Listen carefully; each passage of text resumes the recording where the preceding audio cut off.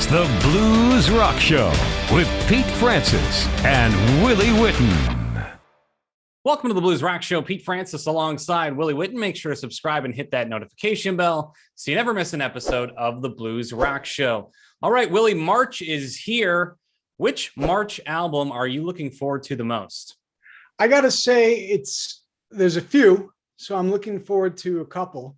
Larry McCray, Blues Without You. I just, he is a legend. It's been a while for him.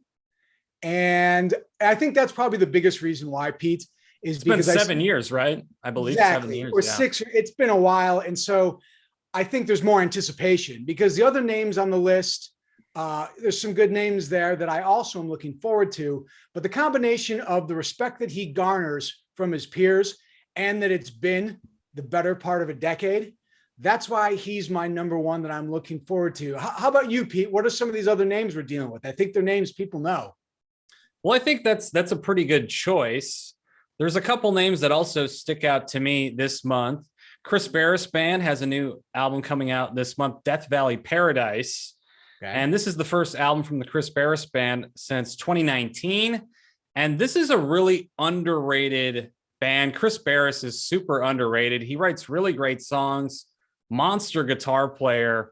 Yeah. And his sound is pretty accessible as well. Yeah. So I think Chris Barris is really, really talented, someone who deserves more attention.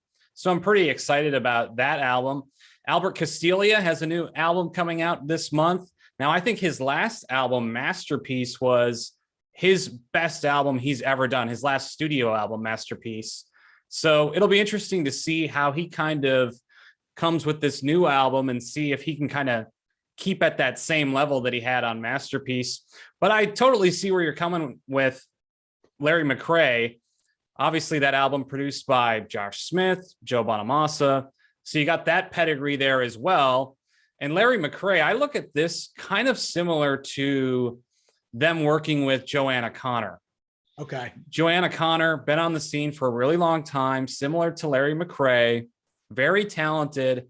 These are artists that if you're a musician, you've been in the game for a long time, you know who these people are, but maybe the everyday listener, people who are into this music might not know who these artists are. So I think that's one of the great things about Larry McCray working with Joe Bonamassa, Josh Smith. Obviously, you get the Bonamassa marketing machine behind it. So I think for that reason, I think it's definitely an anticipated album, Willie. Yeah, I mean, Sugar Ray Rayford, I believe he's got one coming out. Jose Ramirez, I believe, has a Major League Blues. He's interesting to me, too, because his style of blues in electric guitar, it leans more towards that traditional blues, if you could call it that. And as an individual, that tends to be like a subgenre that I'm usually not as interested in. But I really enjoyed his last album, and I think he's that type of artist that if you give it a real shot, an open mind, he's the type of player, he's the type of band leader, because he also is very distributed amongst the people he plays with. He's the type of guy that can get you into that subgenre if you weren't in that before. So that also would probably be maybe my second one that I'm anticipating, which goes against what I usually love, is more of the either very almost not acoustic, but that electric gritty blues, or the very hook-oriented, larger-than-life sound of a Chris Barris. But, spoiled for choice. It's nice to see as the year gets going and people feel that they can get back to touring. I think you're going to start to see more frequent releases, which is great. So, yeah, Willie, and we saw a decent amount of releases come out in February. Now that February is coming to a close, what's your top album for February? I think it's Dan Patlansky's. Shelter of Bones. Yeah, I think it's Shelter of Bones. And this doesn't take away from an Els Bailey or a Beth Hart. This isn't anything against them. I think once again, it is an album that was highly anticipated. I like the stylings of Dan Patlansky. I feel like he's, and you're going to agree with me, I think, very high quality songwriter, I like the way he plays and takes different parts of different genres to incorporate into his rock and roll. He's not afraid to take risks.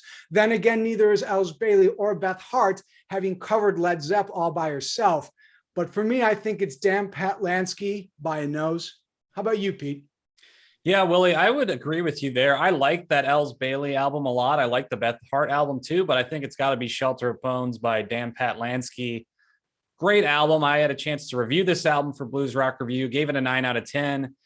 And we've talked about this before, but one of the things I really like about Dan's music is the fact that he's playing blues rock, but he gives it a very fresh, modern sound. And you definitely hear that on this album. It really comes through on Shelter of Bones. And again, Dan is very song oriented. Yeah. This is one of the best guitar players out there. I mean, Dan is an absolute monster guitarist, but the guy understands songwriting. He really understands how to write a high quality song. And I think that's something that separates Dan Patlansky from a lot of his peers is you have a lot of artists in this genre who are great guitar players, but when it comes to songwriting, a lot of artists don't have all those pieces. You know, Dan is the total package. He can write great songs in addition to being a great player, and he uses the guitar to enhance the song, not really detract it or take away from it. So I think that's one of the things I really respect about Dan Patlansky's music, and you definitely see that on this new album, Willie. Yeah, Pete, I agree with that. And we got to have him on the show. We were fortunate to get some time to speak with him, and he gave us, at least I think, and I think you'd agree with this, a ton of insight into this process and how at the same time, he's not someone who's been around for 70 years, but he certainly has some of that wisdom, which I thought was refreshing to hear. I think once again, it helps people who are less inclined to sit through, and you and I will do this, and I know a lot of fans will, but he understands that, especially on an album, not everyone wants to sit through a 12-minute and 45-second. Yeah, when you play live, you can go out and do that stuff, and Dan kind of alluded to that when you have the live concert setting. Okay, he's going to take the guitar solos and go off with them for a little bit longer, but something that was pretty interesting, Willie, that he said during our interview was, you know, he wants someone like his wife to like the song. You know, what would his wife think? Just your average listener. Would they like the song? It's not, okay, would someone who's really into guitar like this song, but would the average person find the song interesting, or would they like the song? So it's interesting to hear Dan talk about that. Yeah, and I'm also sure that if you're the wife of Dan Patlansky, you're probably a little bit more educated than the average listener, but I know where you're coming from. And to get that outside of the industry opinion is crucial. One last thing I want to talk about, the Beth Hart album. I thought she did a tremendous job of covering what I would consider one of the best rock singers of all time in Robert Plant. And I thought her team did a good job of splitting the difference between making faithful reproductions, but also adding in some flourishes that differentiate the songs. I loved the medleys. We got a little bit of feedback, and not everyone was very positive about it. There were a couple people who said, like, you don't touch Led Zepp. What's your opinion just in general on touching one of these iconic people, a Hendrix, a Zeppelin, a Stevie Ray? Do you say that's something you do, or do you say you don't mess with greatness? Well, I think it's a tribute to those artists, and this album is literally called a tribute to Led Zeppelin. And I think that's the approach as a listener you have to take going in. Now, if someone covers someone's music, it doesn't take away from the original at all. It just gives people an alternate version. So I have no issue with covers whatsoever. Okay. I figured. I just wanted to double check. Something that I saw in the news, and I feel like whenever it's you and I shooting the breeze about this stuff, we find one of these social media platforms or streaming services that is constantly the news of the day in one form or another. This time around, it's TikTok. TikTok, for those who don't know, is what I would consider the shortest of the short forms. They're short of the Twitter version of live video. And they're debating allowing songs or clips, because it's not just for music, but clips, up to a 10-minute range. Pete, what do you think about this? And seeing as that TikTok is now the most popular of social media sites, with the extended play on some of these, what are bound to be music videos, does this put YouTube into a corner where TikTok will just usurp them as far as musical popularity? Well, TikTok, like you said, Willie, has become the top social media platform. And now a lot of artists and musicians are getting their music exposed to people on TikTok. But here's the thing with TikTok, like you said, it's very short form, very short attention span right now. Like the average video on TikTok is probably like 20 seconds, maybe 30 seconds. Yep. You can't go longer than a minute. The reason why TikTok would be looking into going longer than a minute is because of ad revenue. When you have really short form content like that, you're not going to have any ads on a 15-second video. You look at YouTube creators. There's a reason why people who do YouTube for a living have longer videos. It's so they can have more ads displayed during the video. So I totally see where TikTok is going with this, Willie. And it's going to be interesting because, you know, TikTok is the reason why Instagram started doing Reels. TikTok is the reason why YouTube started doing Shorts, because they're trying to combat that. And now if TikTok goes longer form, it's going to be really interesting, Willie, because YouTube is kind of the king right now as far as longer form videos. Yes. So if TikTok does it, is that going to take away from YouTube? And how does this affect musicians right now? Because, you know, TikTok, I don't think musicians are making a whole lot of money off of TikTok, and they're probably not making a ton off of YouTube streaming wise either. It was a pretty interesting, Willie. We had Tinsley Ellis on the show not too long ago, and he was talking about, he had a video that got millions of views. Right. It wasn't TikTok, but it was the Chinese like equivalent of TikTok. And I mean, he just made like a very little amount of money because it's just this really short clip.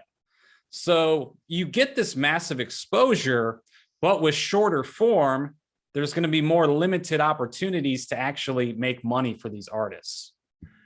Pete, that's what I think about when I see these as well. I feel that maybe too, when, you know, obviously the pandemic's so big in the music community because it had shifted already to a lot of social media. And like you just said, Pete, the big reason for going to social media is you get your exposure. People buy tickets, people buy your merchandise at your show. When there's no shows, what is this doing for me? Yeah, there were the live streams. I don't know. I feel that there's a part of me that also thinks that maybe with being more oriented towards a younger generation, or maybe I should say that a younger generation is more into TikTok, maybe TikTok and YouTube, maybe this will be the point where people find like, no, there are actually some different digesters of media. Some people want the longer form, and some people who are TikTok aficionados are just gonna be like, hey, I come to TikTok so I don't have to listen for 3.5 minutes. Do you think that's possible, or am I just imagining stuff that isn't true? I don't know. It's interesting, Willie, but kind of like I alluded to earlier, all these social media platforms are just copying each other. Yeah. And TikTok with the short form videos, Instagram Reels, YouTube Shorts, perfect example of that. So TikTok probably sees, okay, YouTube has longer form videos, and those longer form videos are generating more revenue for its creators. So if TikTok has longer form videos, then its creators are also going to get more opportunities to bring in revenue, which is going to help TikTok. So it's interesting, but I see more copying ahead probably. Yeah, I still like albums. Yeah, me too, Willie. Me too. Well, what do you guys think about that? What was your favorite album for the month of February, and which albums are you looking forward to in March? Let us know down in the comments section below. As always, make sure to subscribe and hit that notification bell, and please hit the like button. It helps us a ton so more people see the videos. That's going to wrap up this week's edition of the Blues Rock Show. For Willie Witten, I'm Pete Francis. We'll see you next time.